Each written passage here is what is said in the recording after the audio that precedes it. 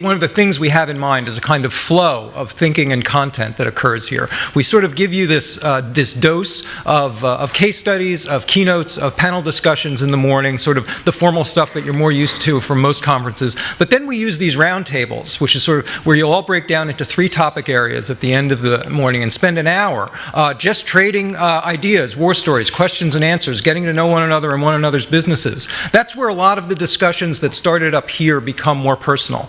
And where you really can start putting them into action with one another. I'd really urge you to take part in the roundtables and to enjoy them. A lot of people find that they're the highlight of the summit. And then, of course, the activities. And those discussions really go on throughout the day. There's a fascinating flow to things in these summits that I've come to appreciate over the years. So please enjoy them.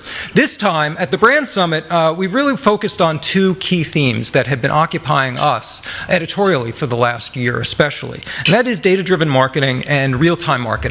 2 things that really are aligned. And this is a topic that actually we've been touching on for a lot of years. We started many years ago covering behavioral advertising back in the early 2000s when Bill Gossman and Dave Morgan used to get on the phone and try to explain to me what really went on in this black box, this new thing about behavioral targeting, about following audiences, not pages. One of the things that came up in the early years was a chart that Dave showed me of one of the first insights that they had about unexpected affinities that were popping up in all of the data that these systems were churning out. I mean, they had a very basic model of finding someone who had shown intent somewhere else online and then following them and retargeting them elsewhere. That was the basic BT model in the beginning. But then as this data started piling up, they started coming up with these unexpected affinities. And I remember at one of the early OMA shows, he brought in a chart that showed all of these weird things that when you're going after a car buyer, they actually are accessing wholly unrelated content, but at a very high rate. And if you start looking for these customers in really unexpected places, you'll find affinities and ties that you never understood.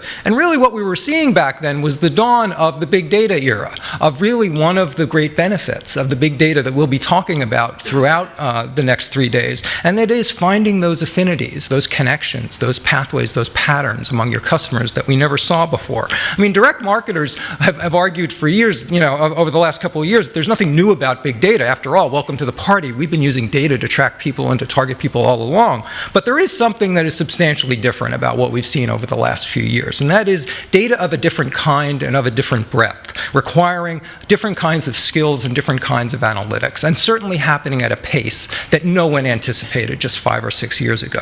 Obviously, we have a lot of new inputs. We have social data that comes to us in a much more unstructured form, that needs interpretation, that needs to be integrated with a lot of other more formalized data that we have from offline and transactional data, and even some online behavioral stuff. Obviously, we have device inputs, what Tony's company does, and what we're seeing more and more is that understanding of context and location and behaviors out in the wild. We really are starting to get insights into people and how they behave and how they move towards purchase considerations that we never had before.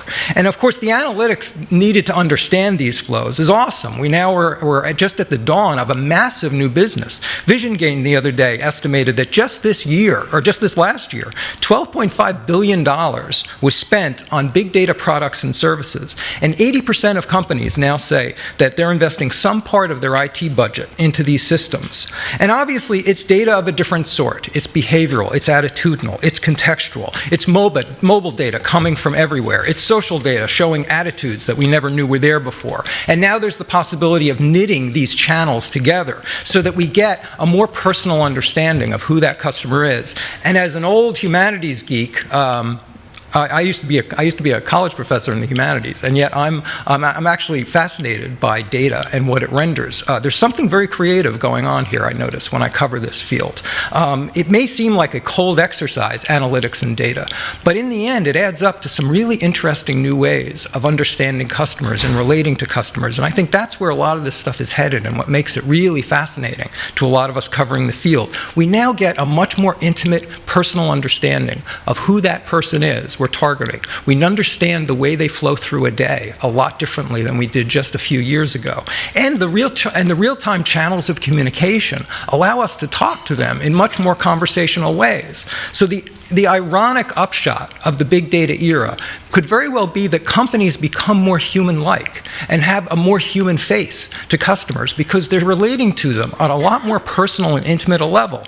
And if Mary Meeker is right when she was giving her great presentation a couple of weeks ago, Mary Meeker from Kleiner Perkins, if she's right about the next stage of data that is going to be coming from wearable computing, that we're going to get an even more intimate and personal understanding of what customers do throughout the day, their activities, their attitudes, their speed, how they move from place to place.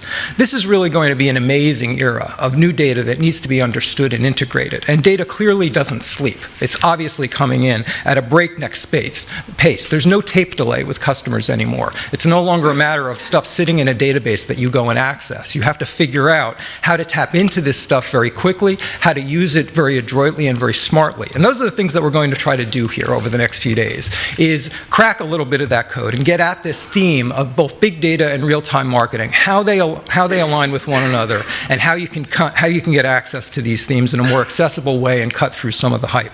Today we're going to look at some general questions about data, how it's being used within companies to find efficiencies, how it's unearthing some new ideas about customers, even some new product concepts. We'll look at how big data is being brought down to size, how marketers are actually picking and choosing, finding better quality data, siphoning off signal from noise, and really mapping data sets against specific marketing goals.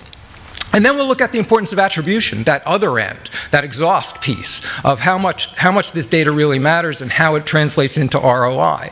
And then I'd also throughout today, we'll be looking forward to the next couple of days where we'll be taking up this issue of real-time communications with customers. We'll have a case study from Sharp Electronics. And then tomorrow we'll be focusing on this challenge and opportunity of brands becoming real-time correspondents and respondents to the culture and to people.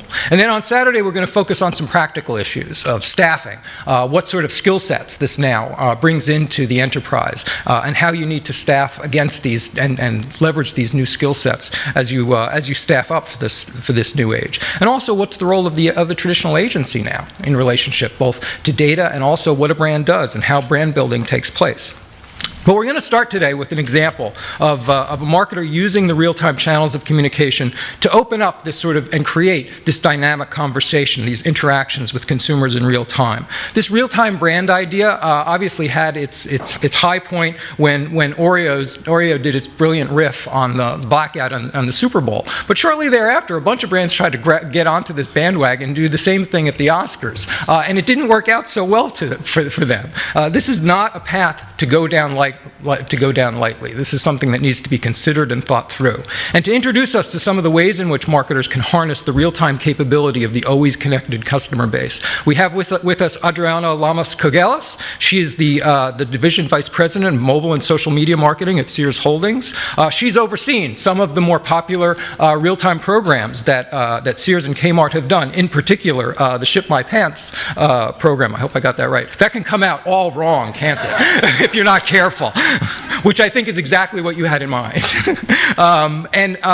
She's here to show us not only how that program worked, but also some of the better examples of real-time marketing at work, and being a part of this cultural conversation that also helps companies become more human within the cultural ethos. Over the last 10 years, Adriana has worked on strategy for brands like Google, Wells Fargo, AOL, and IBM, and I think, as you'll see, she has a real passion for this new channel of real-time marketing. Please welcome Adriana.